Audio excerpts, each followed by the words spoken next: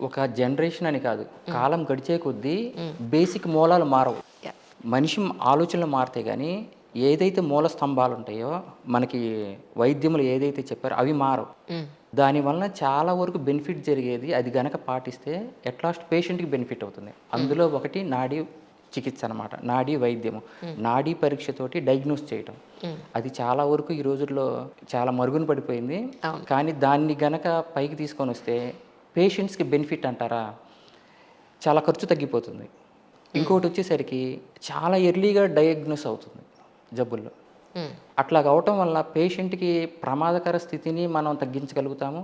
At the same time చాలా రకాల పరీక్షలని మనం నివారించగలుగుతాం. అంటే డైరెక్ట్‌గా చాలా వరకు స్టార్టింగ్ ఒక చిన్న బ్లడ్ టెస్ట్ దగ్గర నుంచి హై ప్రొఫైల్‌గా ఉండేటువంటి పెద్ద పెద్ద పరీక్షలు గూడా మనం చేయాల్సిన అవసరం లేదు. ఈరోజు మన పరిస్థితి ఏంటంటే బ్లడ్ టెస్ట్లు, స్కానింగ్లు, ఎంఆర్ఐలు ఇన్ని అయిపోయినా ఇది ఎందుకు ఇలా ఉందో తెలియని పరిస్థితులే ఎక్కువ ఉన్నాయి. అవును మేడం. కరెక్ట్‌గా చెప్పాలంటే. అవును మేడం. సో ఇలాంటి పరిస్థితుల్లో మరి నాడిని బట్టి మీ స్పెషలైజేషన్ ఏంటి? ఏ ఏ రోగాలు మీరు ఈజీగా పట్టగలుగుతారు అంటే ఏం చెప్తారు? యాక్చువల్‌గా నాడీ పరీక్ష ద్వారా అయితే శరీరంలో వచ్చే చాలా రకాల రుగ్మతల్ని, జబ్బుల్ని మనం డయాగ్నోస్ చేయొచ్చు. కానీ అన్నిటిని కన్నా గూడా ముఖ్యంగా ఈ రోజుల్లో ఏది ప్రాబ్లమాటిక్‌గా ఉంది చాలామందికి అనేది నేను అబ్జర్వ్ చేసి నా ప్రాక్టీస్‌లో గుండె జబ్బుల్ని నేను ఇచ్చేసుకున్నాననమాట నా వైద్యంలో నాడీ పరీక్ష ద్వారా. అంటే చాలామంది వచ్చేసరికి ది బెస్ట్ ఉన్నారు. ఒకళ్ళిద్దరు ఉన్నారు. ఈ యొక్క మన ఇండియాలో నాడీ పరీక్ష ద్వారా డయాగ్నోస్ చేయడం. అవును. చాలామంది కూడా ఆయుర్వేదంలో బేసిక్స్‌గా లిమిటెడ్‌గానే నాడీ పరీక్ష ద్వారా బేసిక్స్ చెప్తారు. అంటే వాత దోషము, పిత్త దోషము, కఫ దోషము దీనివల్ల ఎటువంటి లక్షణాలు ఉన్నాయని. కానీ పర్టిక్యులర్‌గా కార్డియాలజీలో మనం ఎట్లాగంటే కార్డియాలజీలో చాలా రోగాలుంటాయి. అంటే coronary artery diseases, coronary artery డిసీజ్‌లోనే ఫర్ ఎగ్జాంపుల్‌గా తీసుకుంటే మనకి గుండెలో left side, right side coronary arteries ఉంటుంది. ఎటుపక్క బ్లాక్ అయిందని తెలుసుకోవాలంటే మనం యాంజియోగ్రామ్ ఈజ్ కంపల్సరీ మేడం. అవును. Coronary angiogram. కానీ నాడీ పరీక్ష ద్వారా మీకు ఎటువైపు బ్లాక్ ఉందో కుడి పక్క right side coronary arteries block అయినాయా, left side coronary arteries block అయినాయా కూడా చెప్పొచ్చు మేడం. ఇప్పుడు నా పల్స్ చూసి నా గుండె జబ్బులు ఏమైనా ఉన్నాయేమో చెప్తారా అయితే? చెప్పొచ్చు madam. If you are healthy yah! బ్యాలెన్స్డ్గా ఉంటుంది. ఇంకోటి నాడీ పరీక్ష చూడటం కూడా ఒక లిమిటేషన్స్ ఉన్నాయి. ఎప్పుడు చూడాలి, ఎప్పుడు చూడకూడదని. ఓహో! బాగా జర్నీ చేసి వచ్చినప్పుడు చూడకూడదు. హ్మ్. మనం నిద్ర లేచిన వెంటనే చూడకూడదు. హ్మ్. ఏమన్నా ఆహారం తీసుకున్న తర్వాత చూడకూడదు. హ్మ్. ఇట్లాగా ఉన్నాయి లిమిటేషన్స్. అంటే ఏ టైంలో చూడాలి ఇప్పుడు మరి మీకు? ప్రాపర్ టైమింగ్ వచ్చేసరికి ఎర్లీ మార్నింగ్ మేడం. హ్మ్. ఎర్లీ మార్నింగ్ కూడా ఎందుకంటే మన శరీరము అంటే ఈ రోజుల్లో వచ్చేసరికి కొంచెం డిఫికల్ట్గానే ఉంటుంది నాడి దొరకటానికి. అయినా కూడా చాలామందికి ఒక పేషెంట్కి 1కి 2 సార్లు కనుక మనం ఎడ్యుకేట్ చేస్తే నాడీ పరీక్ష ద్వారా చాలా యాక్యురేట్గా డయాగ్నోస్ చేయొచ్చు మేడం. ఎందుకనంటే మార్నింగ్ అవర్స్లో మనం పగలంతా మన ప్రొఫెషన్ రీత్యా లేకపోతే మన ఫ్యామిలీ రీత్యా అట్లాగా మన బిజీ షెడ్యూల్గా అటు ఇటు వెళ్తూ ఉంటాం. ఇర్రెగ్యులర్గా టైమింగ్స్ మనం ఫుడ్ తీసుకుంటూ ఉంటాం. కానీ ప్రాపర్గా రెస్ట్ తీసుకుంటాం నైటు. ఆ నైట్ రెస్ట్ తీసుకున్న తర్వాత మన శరీరము బ్యాలెన్స్డ్గా అవుతుంది. దోషాలన్నీ కూడా బ్యాలెన్స్డ్గా ఉంటుంది. అప్పుడు మనం ఎర్లీ మార్నింగ్ లేచిన తర్వాత వాళ్ళేం పనులు చేయరు కదా. మార్నింగ్ కూడా ఎప్పుడు చేయాలి? వాళ్ళ యొక్క న్యాచురల్ అడ్జెస్ అన్నీ పాస్ చేసిన తర్వాత అప్పుడు కంప్లీట్గా కామ్ సిట్టింగ్లో మనం చూడాలి నాడీ పరీక్ష. రైట్. అప్పుడు మనకి ఇది అవుతుంది. ఒకవేళ పేషెంట్స్ మన హాస్పిటల్లో ఉన్నాను, ఒక పేషెంట్ వస్తారు. ఫర్ ఎగ్జాంపుల్ హైదరాబాద్లో ఉన్నాను, నేను ఇక్కడ ఉన్నాను, నా దగ్గర నుంచి ఎక్కడో బిహెచ్ఎల్ దగ్గర నుంచి రావాలి, ఒక 1 అవర్ జర్నీ.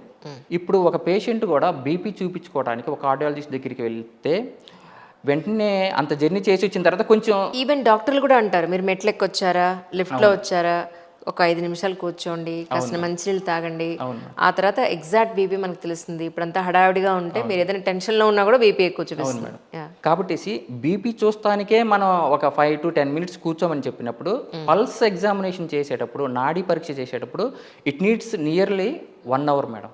ఓ అంత స్టేబుల్ అవ్వాలి. దేనికి మనం ఒక ఫ్లోర్ స్టెప్స్ ఎక్కితే మన హార్ట్ బీట్ మనకి తెలుస్తుంది. అది కామ్ అవడానికి ఇట్ నీడ్స్ సమ్ టైం. అవును. కంపారిటివ్గా హైపర్ టెన్షన్ రికార్డ్ చేసేటప్పుడు కన్నా కూడా పల్స్ నాడీ పరీక్ష చూసేటప్పుడు మనం ఏంటి హార్ట్ రేట్ ఎంత ఉందో చూస్తలేదు. నాడీ పరీక్ష ద్వారా డయాగ్నోస్ చేస్తున్నాం. ఇట్ నీడ్స్ అట్మోస్ట్ డీప్ లెవెల్గా మనం కాన్సన్ట్రేట్ చేయాలి. సో దానికి వచ్చేసరికి చాలా కామ్నెస్ అవసరం అవుతుంది పేషెంట్లో. ఆ సమతుల్యతని మనం పేషెంట్కి ఎడ్యుకేట్ చేసి వాళ్ళని రెస్ట్లో ఉంచేసి అప్పుడు మనం చూస్తే ది బెస్ట్గా డయాగ్నోస్ అవుతుంది మేడం నాడి పరీక్ష ద్వారా. రైట్. అసలు మీ క్లినిక్ ఎక్కడుందండి, హాస్పిటల్ ఎక్కడుంది? మేము వచ్చేసరికి నాది చాలా చిన్న క్లినిక్ మేడం, కానీ పెద్ద జబ్బుల్ని ట్రీట్ చేస్తూ ఉంటారని అందరూ అంటూ ఉంటారు. గుంటూరులో నాది ఉంది మేడం, శ్రీ లలిత ఆయుర్వేద వైద్యశాల అని. ఓకే. క్రానిక్ డిసీజెస్లో, కార్డియాలజీలో, కోవిడ్లో వచ్చేసరికి రెస్పిరేటరీ ప్రాబ్లమ్స్లో, ఇట్లాగ ఎక్యూట్ అండ్ ఎమర్జెన్సీ కండిషన్స్లో నన్ను కాల్ విజిటింగ్గా నన్ను పిలిపించుకొని నాతోటి ట్రీట్మెంట్ తీసుకుంటా ఉంటారు.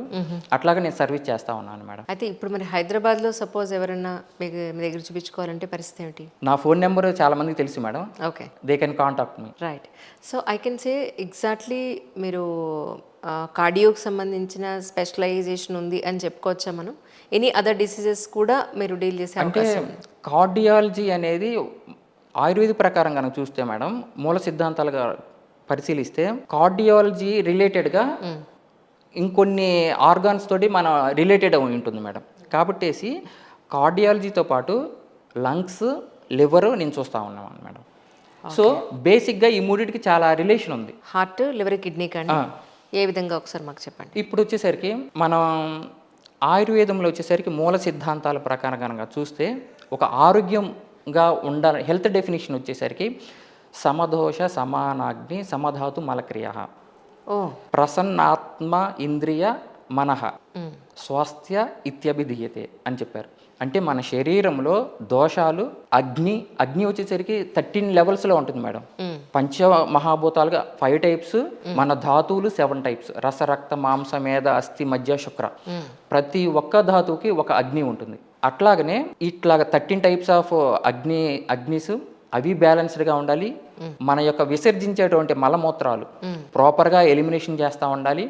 ఇవి శారీరకంగా. ఇవన్నీ చేసినప్పుడు మన యొక్క ప్రసన్న ఆత్మ ఇంద్రియాస్, మన యొక్క పంచ ఇంద్రియాస్ కూడా ప్రసన్నంగా ఉంటాయి. ఇవన్నీ అంటే దీన్ని బట్టేసి మనం ఏ అర్థం చేసుకోవాలంటే, మనం శారీరకంగా మన యొక్క ప్రాపర్గా బ్యాలెన్స్డ్గా మెయింటైన్ చేస్తూ ఉండాలి ప్రాపర్ ఆహారంతో.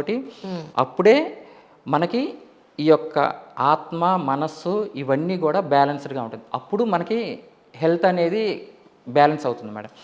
దీనికి వచ్చేసరికి ఇది మెయింటైన్ అవ్వాలంటే ఏంటి, దానికి కూడా ఆయుర్వేదం చెప్పింది. మూల స్తంభాలు మేడం 3 చెప్పారు. ఆహారము, నిద్ర, బ్రహ్మచర్య. ఎవరైతే ఈ 3 కనుక పాటిస్తారో ఇది సమానంగా బ్యాలెన్స్ అవుతుంది, జబ్బులు రావు. అట్ ద సేమ్ టైము మనము చాలా కాలం 100 years బతకొచ్చు madam, without any multi organ failure. Simple diseases తోటి మనం ఏజ్ పెరిగే కొద్ది ఇట్స్ కామన్. కానీ ఈ రోజుల్లో మల్టీ ఆర్గాన్ ఫెయిల్యూర్ అయిపోయి చాలా డాక్టర్స్ విజిటర్స్ అయిపోయి అట్లాగా అవసరం లేదు. ఎవరైతే ఆహారము, నిద్ర, బ్రహ్మచర్యము ఇది ఎవరైతే ఫాలో అవుతారో వాళ్ళకి ఇది ఉంటుంది. కానీ ఈ రోజుల్లో వచ్చేసరికి ఆహారం కూడా చాలా బాగా, it's a broad subject madam ఆయుర్వేదంలో.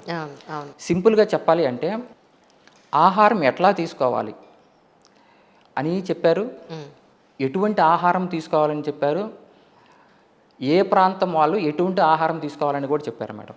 ఈ రోజుల్లో వచ్చేసరికి మనం ఆహారం ఫుల్ అబ్డామని తీసుకుంటున్నాం. అసలు ఫుల్ అబ్డామని తీసుకోకూడదు మేడం. ఎట్లాగైతే ఫర్ ఎగ్జాంపుల్గా మనం ఒక మిక్సీ నిండా మనం వంట చేసేటప్పుడు ఫుల్ మిక్సీ నిండా వేస్తే అది ఫ్లో అయిపోతుంది. అట్లయినా మనం అబ్డామిన్ నిండా వేస్తే అది డైజెషన్ అవ్వడానికి స్పేస్ ఇవ్వాలి కదా. కాబట్టి ఆయుర్వేదం ఏం చెప్తుందంటే ఆఫ్ ద స్టమక్ వరకే మనం ఫుడ్ తీసుకోవాలి. మిగతా హాఫ్లో పావు భాగం వచ్చేసరికి వాటర్ తాగాలి, మిగతా పావు భాగం వచ్చేసరికి ఎంటీగా వదిలేయాలి. అప్పుడు ఫ్రీగా డైజెషన్ అవుతుంది. ఫ్రీగా ధాతు ఈ యొక్క దోషాలు అనేది హెచ్చుతగ్గులు అవ్వకుండా, ఇండైజెషన్ కాకుండా ప్రాపర్గా డైజెషన్ అవ్వడానికి బాగుంటుంది. అది ఒకటి. ఇంకొకటి వచ్చేసరికి విరుద్ధాహారము, అసాత్మ్య ఆహారము. ఈ రోజుల్లో వచ్చేసరికి మన టేస్ట్ ప్యాలటబిలిటీని బట్టేసి ఎప్పుడైనా తింటున్నాము, ఎటువంటి ఆహారమైనా తీసుకుంటున్నాము. దానికి టైం లేదు, క్వాంటిటీ లేదు, క్వాలిటీ లేదు. మిడ్-నైట్ 1 o'clockకి అని చెప్తా ఉన్నారు, ఎర్లీ మార్నింగ్ 4 o'clock అంటున్నారు. కానీ ప్రాపర్ టైమింగ్స్ వచ్చేసరికి మార్నింగ్, ఈవినింగ్ కూడా చాలా ఎర్లీగా. అంటే మనం ఒక 10 o'clock మనం నిద్రపోతున్నామంటే ఒక 3 hours ముందరగానే భోజనం కంప్లీట్ చేయాలి మేడం. అంటే ఆ 3 hours దేనికంటే అది ప్రాపర్గా డైజెషన్ అవ్వడానికి.